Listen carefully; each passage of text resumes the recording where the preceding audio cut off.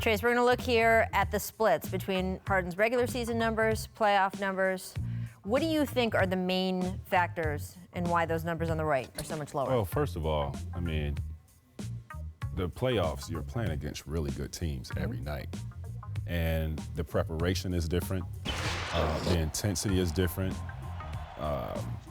And I think he has to change his game somewhat from regular season to playoffs. And what I mean by that, if you look at the defense that was played on him in the first series in Utah, we're taught to man up defensively. Well, they played man behind.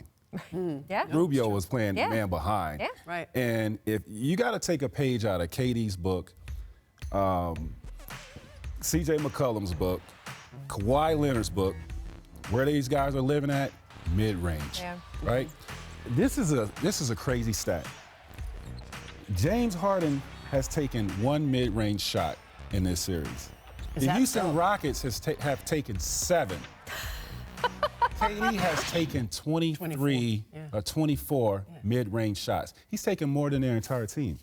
It's okay to shoot mid-range shots. And I think he's not taking advantage of the defense. It's 3 or layup. Yeah. But that's how the Houston Rockets have been built. They're not going to win. No, I don't disagree with what you're saying, and the numbers are right there, but that is sort of how they're built. I think when you get into a postseason and a team's playing you 7 times, if you're in a 7-game series, or even 5 times in a row, you can break things down to the most minuscule tendencies.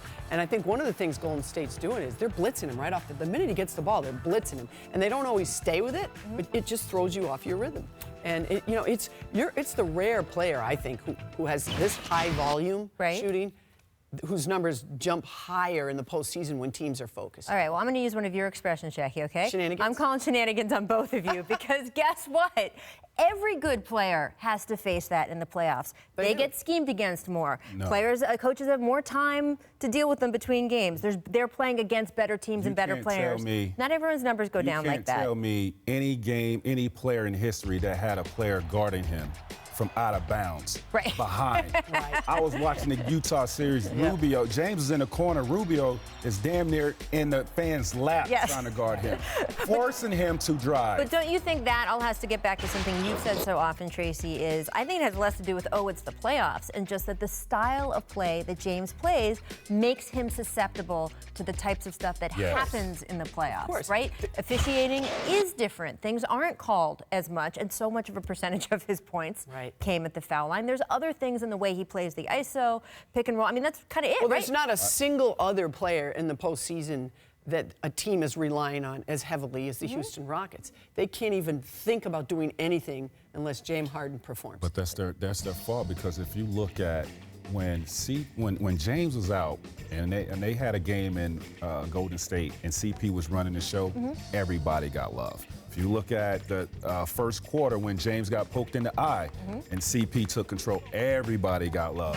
So if you're just going to try to rely on James to hit a home run every possession in the playoffs against this great defense, this great team, it's going to be tough to win. Stan Van Gundy said the other day that he and Jeff were chatting back and forth and said that Rockets shoot-arounds must be the shortest in history because it's like ISO Harden, pick and roll Harden. Okay, we're done. We got everything, guys. I do think, look, Jackie, I know you say that Houston, this is what they do. But as I like to always say, yes, 3 is more than 2, but 2 is more than 0. If you're not making it from the three-point line, if they're defending it, if the shots aren't falling, there's value in making. But there's other things that have happened in this series too. Like one thing I keep looking at CP3. I keep looking at Chris Paul, and people talk about his losing a step and all that. But I'm not even looking at his shooting. I'm just looking at his turnovers. He's averaging over 4. I think it's like 4.5 turnovers a game so far in this series. He's always been a guy that took care of the ball. Right, and I'm just shocked when I watch that. When I see that would concern me almost more, because he's the guy that when he's right, when he's at his best, you go here, you go here. I'm getting you the perfect pass. I'm going to throw the ball where you're going to be. That's what's made him great all these years.